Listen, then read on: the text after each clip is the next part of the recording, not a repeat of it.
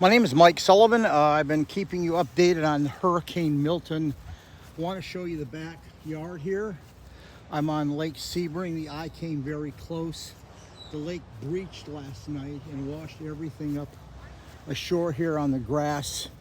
As you can see, it did a number on the actual seawall. I'll walk up to it as much as I can. You see that seawall's gone, and you can see the large gaps of sand that eroded in. There's the dock.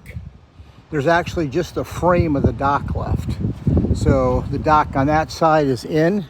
You can see that. It's been sticking out. The trees have all been thinned. This is a normal backyard in Florida. The screen has been significantly weakened.